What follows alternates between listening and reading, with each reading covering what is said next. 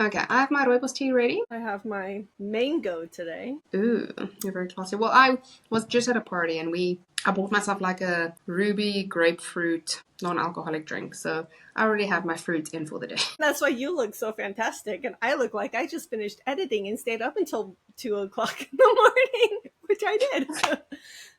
Feels like a you problem. I don't know what to say to that. Alrighty, are we ready? Let's do this.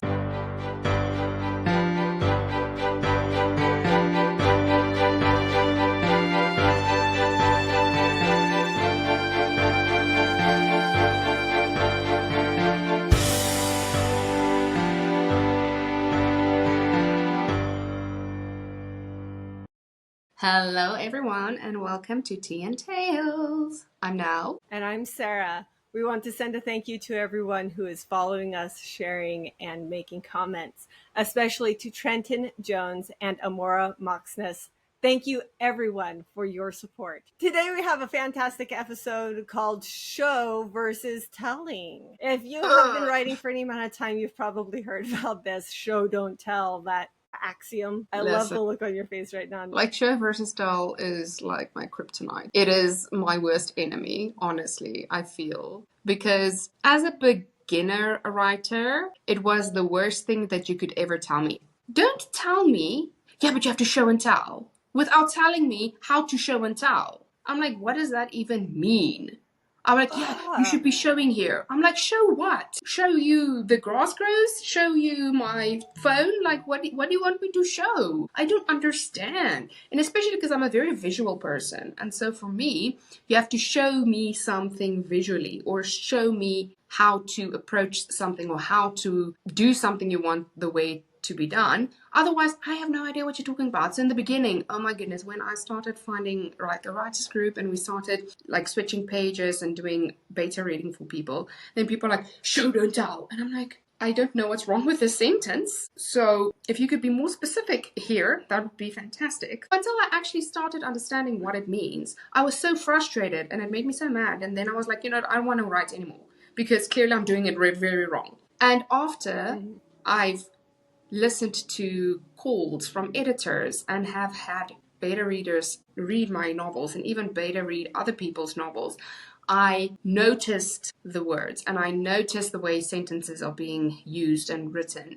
And I was like, that reads like showing. I can see that. I can understand. That's part of why when I beta read for somebody, I want to know how experienced of an author are you? Because if they tell me this is the first time I've had a beta reader ever, or they tell me I've written one manuscript or two manuscripts and never showed it to anybody, then I know, okay, I'm going to read this differently because I'm not going to tell you this is showing too much or this is telling too much. I'm going to say, I need more activity here. I'll describe what it is I want them to show me and then tell them what that is so they can learn, because when I was learning, nobody did that for me. I had to spend a year watching everybody else. But my favorite thing that I want to say here is that we're not saying only show, never tell, because that would be a fallacy in my opinion, honest opinion, and also in the opinion of Brenda Copeland.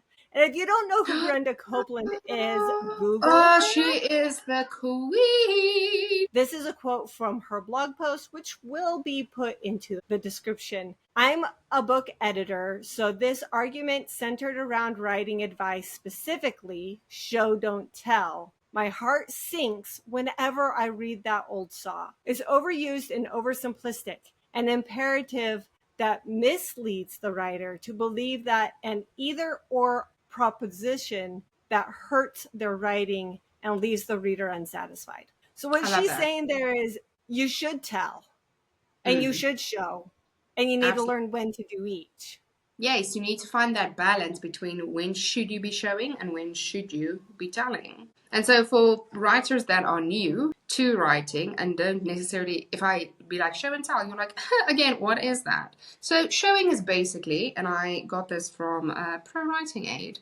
So showing, it paints a picture in the reader's mind, while telling simply states what happened. Telling would generally be like exposition, that you would be telling what is happening, or you'd be like, she was walking down the street, singing, ooh, ah, dee, dee, dee, dee, dum, dee, dee, doo. Exactly. Where on the other side, when you're showing, you're being more immersive into the sensations, smell, touch, hearing, taste, describing what you would see if you walked into the room as opposed to telling us what is in the room. Like saying the waft of sweet apple pie drifted over from the window where the light breeze fluttered the curtains. Good. Okay, it's Look at probably you, a spring Sarah. day and there's Look at or you. a fall day and there's pie on the table, right? That's what I told you, but you add in those senses, you add in the visuals, you add in clues, context clues to the environment, not just saying what is there. Absolutely. And it's always funny because when people do beta read, they're like, no, what does she smell? And I'm like, nothing. What do you mean, what does she smell? Because to me, I'm just like, I don't go around sniffing the whole day. I'm like, what is this all about? But then it's like, that is not what they meant. And I'm like, I know that, but honestly. So it's funny because I always compare it to white noise. Because, for example, the school that I work at is right next to a highway.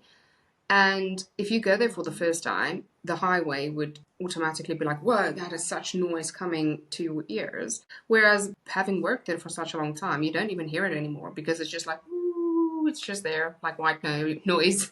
And so when you go through life, you don't necessarily always think about what you're smelling when you walk down the street, or you don't necessarily think about what you're hearing or what you're seeing. And it can be hard for a writer to sit there and be like, okay, if you, for example, are walking down New York City street, then what would those smells evoke in you? Or like the chestnuts roasting on the, I feel like I'm going to sing a Christmas song now, but anyways, like the chestnuts roasting on the carts that they have on the side of the street, or seeing a greasy old rat running around with a pizza on its mouth. It's those little things in a novel that actually gives you a big picture. You don't necessarily have to have this massive paragraph of like description, because also then you kind of lose your reader. So it's Exactly, because you want to stay close to that character. So if the character works in the flower shop, they're going to walk in and not notice all the smells that they notice every day,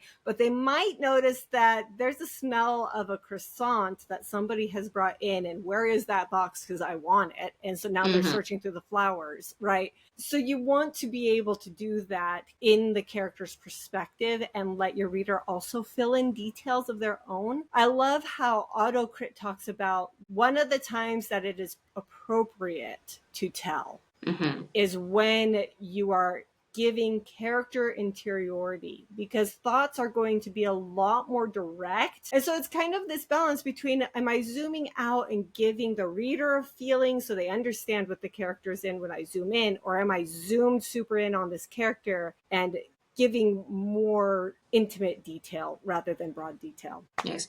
It actually reminds me of the editor Terry Valentine. And when she edits a novel, she would say, like, avoid using words like I knew, I thought, I wondered, because those, in some form and shape, also falls under show don't tell. Because show us how she thought, show us how she wondered. So if you say a sentence, for example, like, I wondered what she was going to wear to the wedding tomorrow. Then instead of saying, I wonder what she's going to wear to the wedding tomorrow, you could just be like, what is she going to wear to the wedding tomorrow? It also reads more active than passive. And that is also keywords or words that can be similar to show, don't tell. So if people say show, don't tell, that's what we mean. If you say be more active than passive, it's the same thing in some way, shape, or form. I think that's one of the keys there, because both of those sentences you say, she wondered, blah, blah, blah, and just saying, blah, blah, blah. Both of them were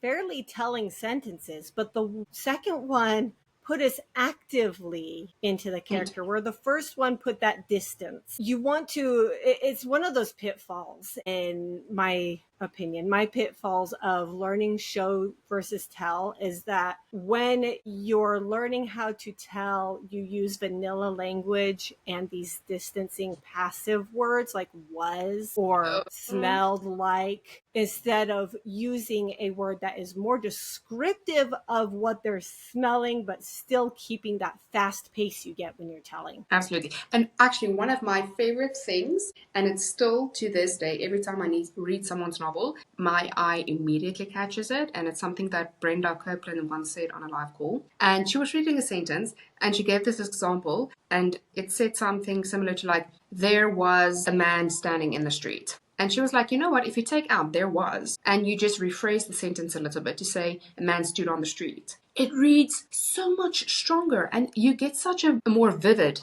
image of that sentence. Go look at your novel. If it's there, the chances that you don't need it is 99%. There are sometimes, and there are, I see what I just did there. Okay. There are times where you do need it and it is fine in a sentence. It's the same with like filler words.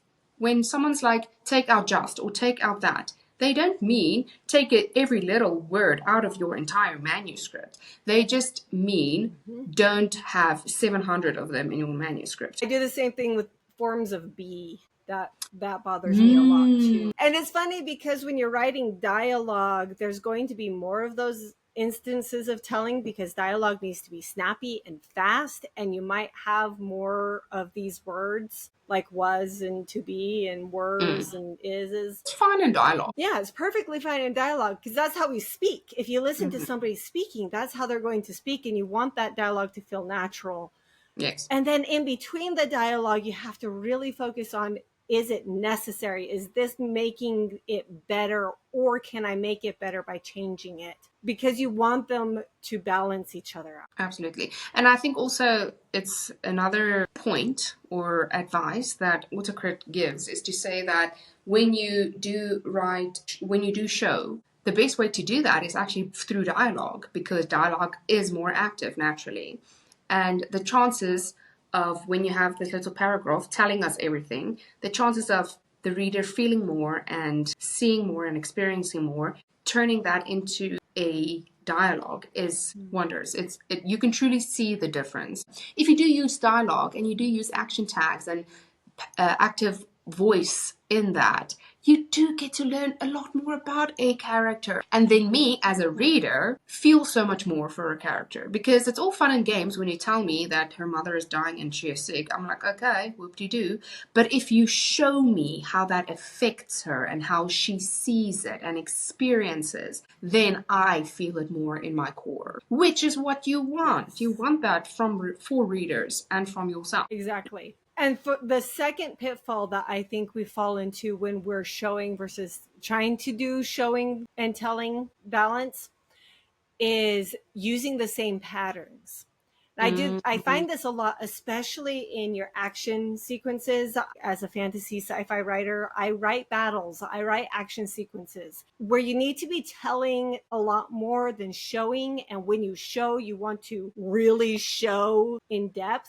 But falling into the same sentence pattern and rhythm, they're the same general length, they're the same, this person does this action, next paragraph, this person does this reaction, and It falls into this really repetitive. Yes. Yeah, if you've ever ridden a horse, I'm doing the applauding when your horse is just kind of going along. You want to change up that pace a little bit, and you want to play around with how much description to throw in where, and messing up the sentences and all kinds of... There's long sentences. Yes, there's a lot to learn in just learning how to show versus tell, because it affects so many of elements in the prose of the writing. Yes, absolutely. And there isn't just one way how to show versus tell. There are so many different elements to it that you interpret to be able to show and not tell, or to be able to tell and not show. I don't think people understand how hard it is actually to write kissing scenes in romance. Because as you say, for the battles, each kiss has to be different. Because if all the kissing that you do has the same tempo, has the same, I almost want to say, tension and energy and chemistry, then you are also just going to feel like it's the same thing, wham bam, thank you man type of vibes. So to be able to have to hear he kisses her softly and touches her cheekbone, and then you have to remember, oh wait, I already used that, so now he has to thrust her against the counter. I don't know. type of vibes. So I'm just like, there's only Getting a little spicy there.